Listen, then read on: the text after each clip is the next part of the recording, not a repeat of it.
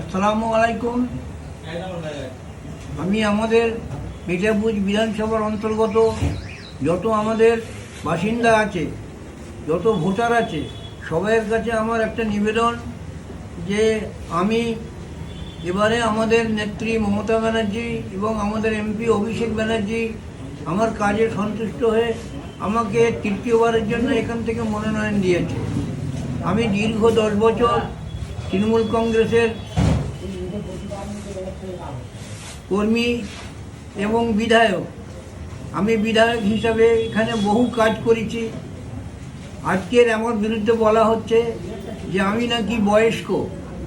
আমার বলার উদ্দেশ্য হচ্ছে, আজকে যারা বলছেন এ কথা, আমাদের প্রাক্তন মুখ্যমন্ত্রী জ্যোতিবাবু 90 বছর পর্যন্ত পশ্চিমবাংলার মুখ্যমন্ত্রী ছিলেন। আমাদের বর্তমানে সিপিএমের বিমান বোস, তিনিও 80 বছরের উপরে তার বয়স। এবং আমাদের মেটিয়াবুরুজের সিপিএমের নেতা দিলীপ সেন, তিনিও 90 বছরের উপরে বয়স। বয়সটা কোনো ফ্যাক্টর নয়, আসল কথা হচ্ছে মানুষের কর্মক্ষমতা। আমি বিধায়ক হিসেবে সকাল 10টা থেকে আমার অফিসে বসি প্রত্যেক দিন 365 দিন, এবং দুপুর 2টো পর্যন্ত এখানে কাজ করি অবারিত দাঁড়। সাধারণ মানুষ, রিক্সাওয়ালা, ঠেলাওয়ালা, টোটোওয়ালা যারা আসছে তাদের কথা শুনি এবং তাদের কাজ করে দেওয়ার চেষ্টা করি। তাই আমি আপনাদের কাছে বলতে চাই যে আমি সবাইয়ের সঙ্গে আছি। আমি বিশেষ করে এই 10 বছরে বহু কাজ করেছি। তার উল্লেখযোগ্য হচ্ছে আজকের আমাদের মেটিয়াপুর সুপার স্পেশালিটি হসপিটাল। আমরা মুখ্যমন্ত্রীকে বলে এটাকে সুপার স্পেশালিটি হসপিটাল হিসেবে উদ্বোধন করিয়েছি। এই হসপিটালে সেখানে আমরা ব্লাড ব্যাঙ্কও করিয়ে দিয়েছি, ডায়ালিসিস সেন্টারও করিয়ে দিয়েছি, এবং বিভিন্ন ডিপার্টমেন্টের চিকিৎসার ব্যবস্থা করিয়ে দিয়েছি। সেখানে ন্যায্য মূল্য ওষুধের দোকান আমরা খুলে দিয়েছি, যেখানে 100 টাকার ওষুধ মাত্র 27 টাকায় পাওয়া যায়। এছাড়া আমরা আমাদের 140-এর কাউন্সিলর আবু তারেক মোল্লাকে নিয়ে আমরা আমাদের এমপি অভিষেক ব্যানার্জির সঙ্গে যোগাযোগ করে এখানে যে নিদারুণ জলের কষ্ট ছিল, 2019-এ আমরা বুস্টার পাম্পিং স্টেশন 40 কোটি টাকা খরচ করে তৈরি করে দিয়েছি।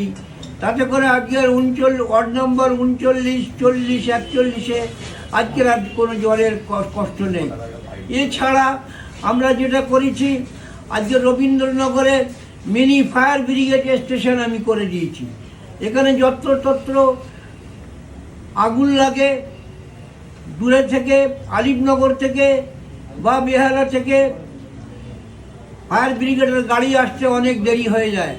সেই জন্য এখানে মিনি ফায়ার ব্রিগেড স্টেশন আমি আমাদের এমপি অভিষেক ব্যানার্জিকে বলে করিয়ে দিয়েছি।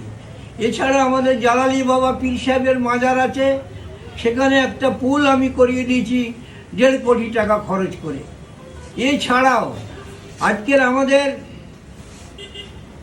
পাঁচপাড়া রাজাবাগান যে ফেরিঘাট আছে, এখান থেকে নিয়ে কোতরা পাঁচপাড়া হাওড়ার সেখানে ফেরি সার্ভিস চালু করার জন্যে যেটির কাজ অলরেডি চালু হয়ে গেছে। নির্বাচনের পরে সেই ফেরি সার্ভিস চালু হবে। এছাড়াও আমরা যেখানে কারবালা থেকে নিয়ে সন্তোষপুর স্টেশন পর্যন্ত যে রাস্তা দীর্ঘদিন বেহাল অবস্থায় ছিল, আমাদের দর্জি ভাই ওস্তাকারদের যাতায়াত করার খুবই অসুবিধে। আমরা আমাদের এমপি সাহেবকে বলে আজ থেকে 1 বছর আগে 15 কোটি টাকা খরচ করে আমরা রাস্তা তৈরি করে দিয়েছি, পেপার ব্লক রাস্তা। এবং সেখানে অন্ধকার বলে সেখানে LED লাইট কারবালা থেকে নিয়ে সন্তোষপুর স্টেশন পর্যন্ত আমরা করে দিয়েছি। আমরা নিচার পার্ক থেকে নিয়ে আকড়া ফটক পর্যন্ত রাস্তা পেপার ব্লক রাস্তা করে দিয়েছি, এবং সেখানে LED লাইটও লাগিয়ে দিয়েছি। এছাড়াও আমরা এখানে অনেক উন্নয়নের কাজ করেছি। আমি মেটিয়াবুরুজ কলেজে 23 লক্ষ টাকা দিয়ে সেখানে 3 তলা ঘর করে দিয়েছি। আমি মেটিয়াবুরুজ গার্লস কলেজ স্কুল, যেটা ফয়জা মোল্লার স্কুল বলে পরিচিত, সেই স্কুলে আমি 20 লক্ষ টাকা দিয়ে আমার দেওয়া অর্থে সেখানে স্কুলের গৃহ তৈরি হয়েছে। এছাড়া আমি পাঁচুর কলেজে 14 লক্ষ টাকা দিয়ে কমিউনিটি হল করে দিয়েছি। আমি 9 নম্বর ওয়ার্ডে 13 লক্ষ টাকা দিয়ে তাপস হালদার কাউন্সিলরের ওয়ার্ডে আমরা কমিউনিটি হল করে দিয়েছি। এছাড়া বটতলা আইনুল উলুম মাদ্রাসা 100 বছরের পুরাতন মাদ্রাসা, সেই মাদ্রাসাকে সম্পূর্ণভাবে ভেঙে আর 3 তলা ঘর আমি মাদ্রাসার ঘর তৈরি করে দিয়েছি। সেখানে আমি 3 তলায় যে ঘর 26 লক্ষ টাকা খরচ করে তৈরি করে দিয়েছি। এছাড়া আকড়া শক্তিগড় বিদ্যালয়ে আমি সেখানে 10 লক্ষ টাকা দিয়ে একটা গৃহ তৈরি করে দিয়েছি। আজকের আকড়া বালিকা বিদ্যালয়, সেখানে 10 লক্ষ টাকা দিয়ে আমরা ঘর তৈরি করে দিয়েছি। সর্বোদয় হিন্দি বিদ্যালয় আকড়া ফটকে 140 নম্বর ওয়ার্ডে, এটা দীর্ঘদিন ধরে জুনিয়র হাই স্কুল ছিল। আমি গত বছরে এটাকে মাধ্যমিক স্কুলে রূপান্তরিত করেছি।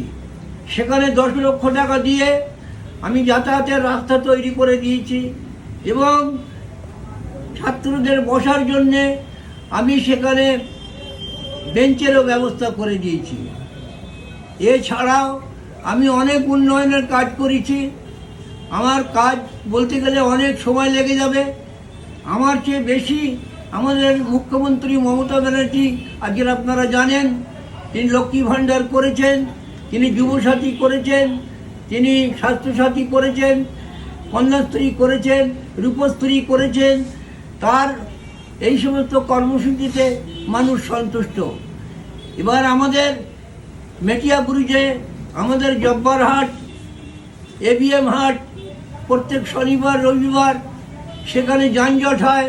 সেই যানজটকে কমিয়ে দেওয়ার জন্যে আমরা রাজাবাগান থানা এবং মেটিয়াবুরুজ থানার সঙ্গে যোগাযোগ করে থানার পক্ষ থেকে ভলেন্টিয়ার নিয়ে, আমাদের সংগঠনের পক্ষ থেকে ভলেন্টিয়ার দিয়ে প্রত্যেক শনিবার রবিবার আমরা মানুষকে পরিষেবা দিয়ে থাকি, যাতে করে যানজট না হয়। এইভাবে একটার পর একটা আমি কাজ করে চলেছি। তার আগে আমি যখন 2006-এ এখানকার বিধায়ক ছিলাম, আমি মাদার সাহেবের মাঠে 50 লক্ষ টাকা খরচ করে সেখানে বাউন্ডারি ওয়াল এবং ছাউনি, টিনের ছাউনি দেওয়ার ব্যবস্থা করেছি।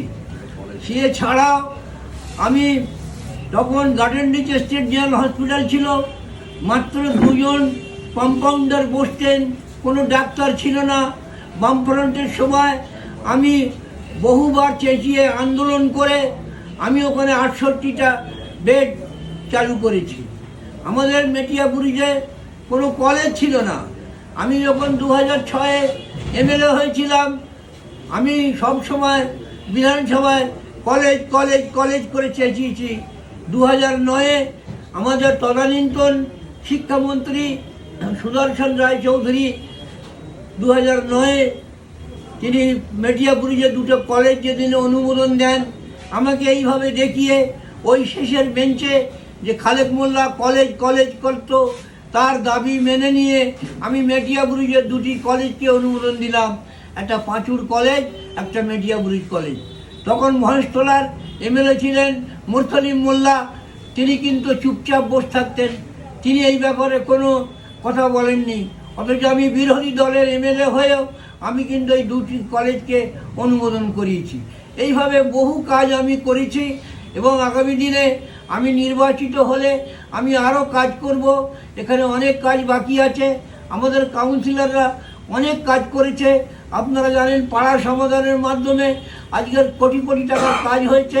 আজকের পথ চলার রাস্তা দিয়ে আজকের কয়েক হাজার কিলোমিটার রাস্তা তৈরি হয়েছে।